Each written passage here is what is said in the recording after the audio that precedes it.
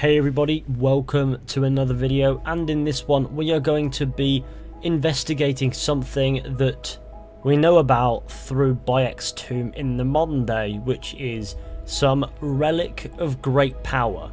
Now, what's meant by relic of great power is still not known in any way whatsoever properly, so I thought we'd investigate this. Now, a lot of people seem to think, and I found this out through a video made by James or Layla's, I found out that a lot of people seem to think that the relic of great power is Bayek's love for Aya, and that this tablet was written by Bayek, which I couldn't find any evidence to support. And also, if Bayek were to call Aya a relic, I think he can kiss that marriage go, oh shit. Regardless, I don't think you can really call love a relic. To understand what I mean, let's look at the definition or definitions of relic. An object surviving from an earlier time, especially one of historical interest, a part of a deceased holy person's body or belongings kept as an object of reverence, or a person or thing that has survived from an earlier time but is now outmoded. Love falls under none of these definitions, so therefore it's not Bayek's love for Aya. Before we continue, why don't we hop out of the Animus and actually take a look and see what it says. It says, east of the oasis I call home, there is a cave accessible only by a nearby fork in the road. It is a small hollow within the cliffside, not easily found. Inside I discovered a relic of great power. There is something about the cave itself, a feeling, a knowing. This place tugs at my soul. One day I will return. Now, considering how it describes the location in question and how it's clearly an ancient Egyptian tablet, it is only logical that this was probably written by Bayek himself. But he says there is something about the cave itself, a feeling, a knowing, something beyond whatever he found here, something beyond the discovery of his love for Aya as well, something he can't quite pinpoint. Now, I took a good look around this cave in the modern day and couldn't find anything that was really too interesting at all besides from the corpses. There were some things of interest on the computer, but we'll come back to them in a minute. But why don't we visit the cave as Bayek to see what we can find in 49 BCE? Obviously, first things first, we're going to have to kill all the hyenas that seem to have made this cave their home. Obviously, when you first visit this cave, Bayek will say that this is where he fell in love with Aya, and it should perhaps be where it should end. Beyond that, Bayek really doesn't say much, but there is a dismembered corpse and a scrap of a journal which reads, "What have I gotten myself into? Just when I finally found the treasure of a lifetime, I lost the one thing more important than wealth, my way out." So this person found the treasure of a lifetime. Could he be talking about the half-buried treasure chest that is literally right next to him, which will give you a random piece of loot? Probably not, because I wouldn't describe that as the treasure of a lifetime. So what did he find? Considering the condition of the corpse, he's probably been there for a while, so whatever it is, it could be in a position that wasn't where it was when he found it. Now, I scanned the cave top to bottom. I couldn't find a thing. So either something is hidden that Bayek isn't supposed to find yet, which he might in some story in the future, or that guy's treasure of a lifetime really was whatever random piece of loot that chest gave you. Honestly, my gut is telling me that he might be talking about something else that isn't this chest, but he could very well be talking about that chest considering how it's placed. So we'll just ignore this guy for now, because all we've got from him is that he found something here, we're looking for something here, whether or not it's the same thing doesn't matter quite here.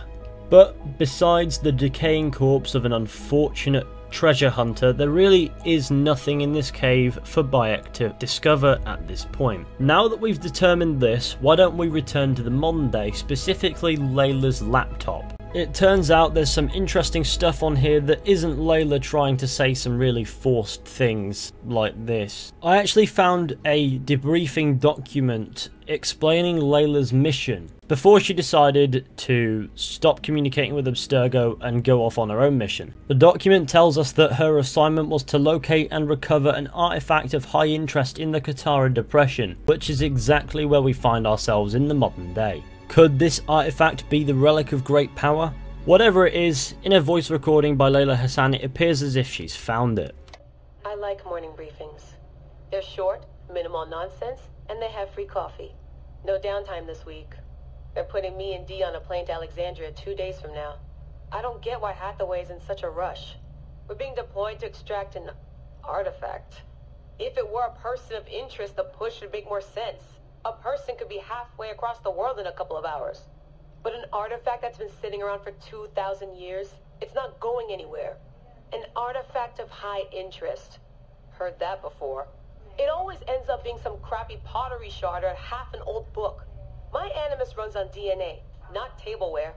Turns out the artifact of high interest is also a person of interest. A mummy. And a golden opportunity. I've informed Dee of some changes I'm making to our assignment parameters. She acted mad, but I know she's eager to see my animus field tested. Abstergo won't mind. Well, they would if they found out, but they won't. Hathaway's intel was a disaster. They have no idea what's going on with this extraction. Field tech is fun and all, but that's not why I left Berkeley. If the animus lets me ride DNA this old, if the reader can model the missing codons and extrapolate the genetic memories that aren't mine, Sophia would lose her Abstergo. Abstergo will come to me on their hands and knees. My name will be right up there with Warren Viddick's. Minda. Too bad the Madrid facility got blown up. But I bet they'll build a new one soon. This one will be in Philly, and its lead engineer will be Layla Hassan. Sounds like somebody put a bullet in your aspirations, Layla. So it does appear as if the artifact of interest to Abstergo is Bayek's corpse. Now, is Bayek's corpse the relic of great power? Well, he does fit into the definition here of a part of a deceased holy person's body or belongings kept as an object of reverence, or a person or thing that has survived from an earlier time but is now outmoded. Now, he's a full corpse, but for the assassins, I suppose he sort of is what is said here, a holy person, a relic. So maybe he could be.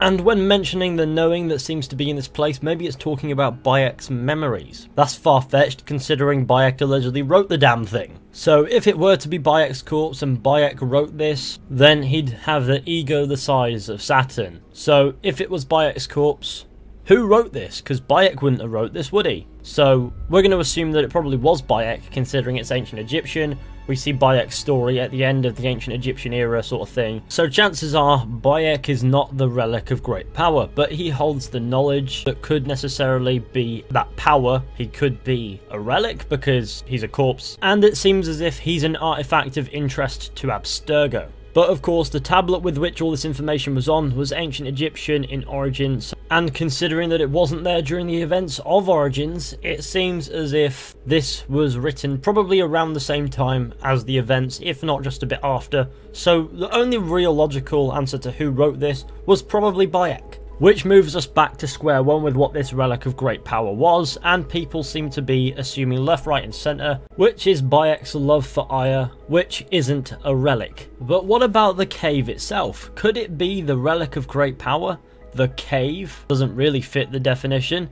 I mean, depends on what you define objects by. It could be, you never know. It could hold the knowing, it could hold the power on Bayek's life, explaining why he wrote the tablet and said that one day he would return and use it as his final resting place, etc, etc. Just another theory to throw out there. As it stands at the moment, there is nothing that could possibly give us any idea as to what this relic might be. Another plausible answer would be potentially a piece of Eden, which is obviously a relic of great power in the literal sense. And if that were the case, then we would probably find out about that either in a comic or one of the two upcoming major DLC expansions for the game. And to be fair, that's probably the most likely case, that there's a relic of great power. I don't understand how it would be discovered here in a DLC story or whatever. A relic of great power in Assassin's Creed usually makes you think Piece of Eden. However, I doubt there would be one laying about in Hotep Cavern in the middle of the Katara Depression in the main game of Assassin's Creed Origins for us to find out later on down the line.